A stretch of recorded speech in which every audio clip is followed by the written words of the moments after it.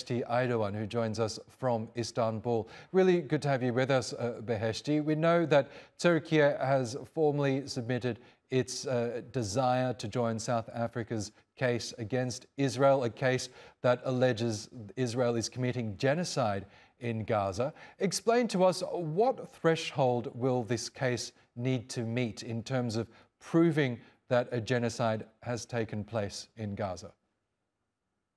Well, I think it's really important to sort of emphasize that there's clear evidence that there's an ongoing genocide. But what we see with the international law and Israel's relationship is that there's a clear state of exception when it comes to Israel and the application and compliance of international rules with the help of the US and Germany.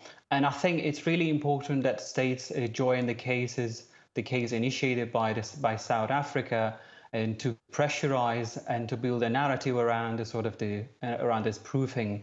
And there's a lot of discussion around how hard it is to prove genocide and the intent to sort of exterminate a people. And what we see here is there's clear evidence, there's clear documentation of an ongoing genocide in Gaza and Palestine. But the legal narrative seems to favor a state and provide a state of exception to Israel. And Turkey's involvement in this case and other states' involvement, I think they are really important to sort of build a counter narrative, build a sort of a counter legal narrative, and sort of make it easier for courts to prove the intent requirement, even, and as we know also sort of in practical terms, so that there is enough documentation of the ongoing genocide. And I think it's very important to also sort of re-emphasize that this is a long struggle, and especially sort of in the next year there'll be a couple of years before us that the court will decide on this case, and it's important to remain involved in this case. And the involvement of countries like Türkiye, important because they have a clear narrative about their support to Palestinians. And if we sort of receive a half-hearted decision from the World Court, it might sort of lead and pave the path for more impunity. Whereas if you remain involved legally and politically, then what we eventually might achieve could be a legal success for Palestinians. And I believe it's really important for states to remain involved in the procedure, even though there is a clear sort of state of exception when it comes to Israel in international law. And Behesti, we know that this case centres on the 1948 Genocide Convention, which was instituted as a result of the Holocaust and the horrors that were committed against the Jewish people during World War II. In terms of how that convention applies in this case, will there be ample evidence, do you think, to prove that a genocide is in fact taking place? And do we know what the International Court of Justice requires by way of evidence to prove genocide? I mean, as I said, there is ample evidence in terms of Israel's intention to exterminate Palestinians in Gaza.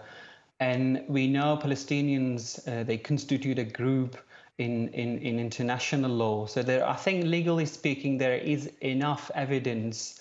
There's enough material to prove the intent to genocide.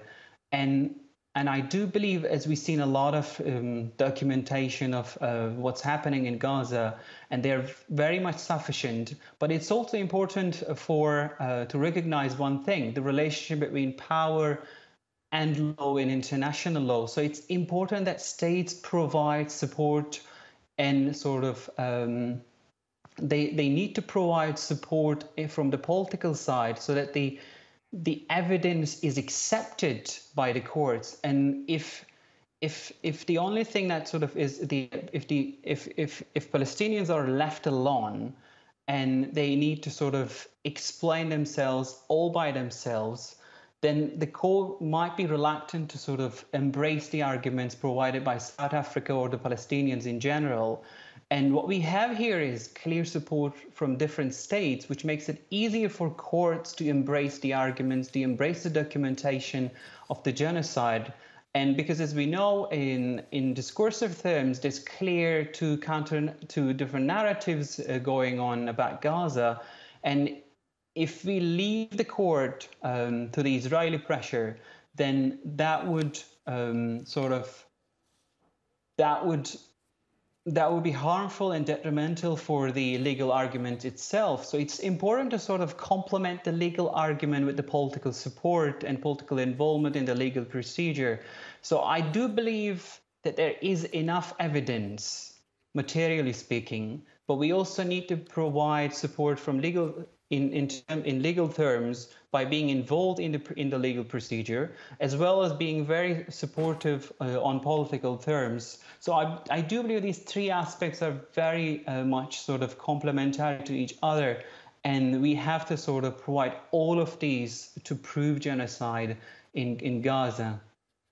We have to be sort of recognize that we have to be strategic when it comes to the legal procedures in such institutions, in international courts. And they're not merely like small cases in courts like national courts.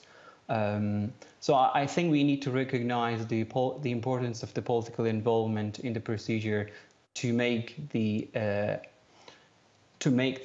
accessible material on the ongoing genocide acceptable to the court.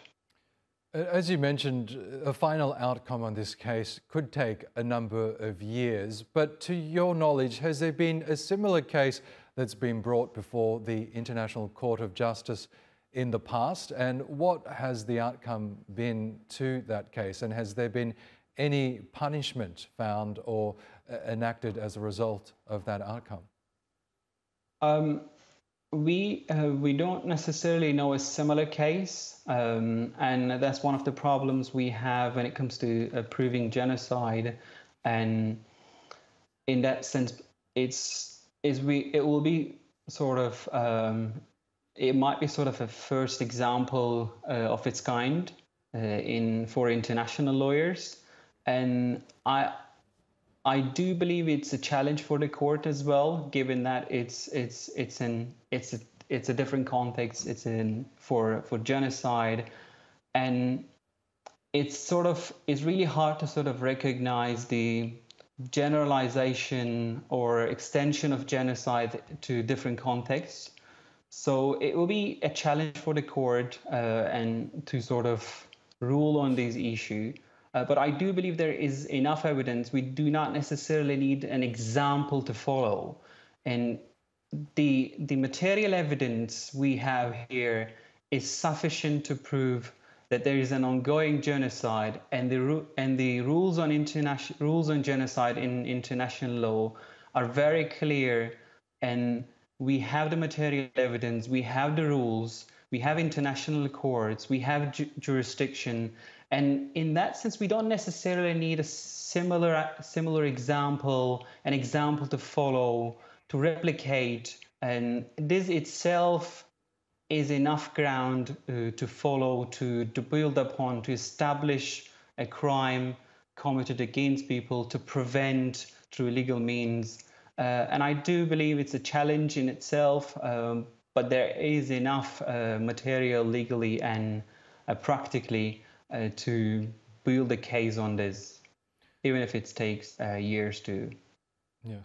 Okay, Behesti Aydogan, we will have to leave it there. Thank you so much for sharing your thoughts with us here on TRT World. Thank you. And let's go.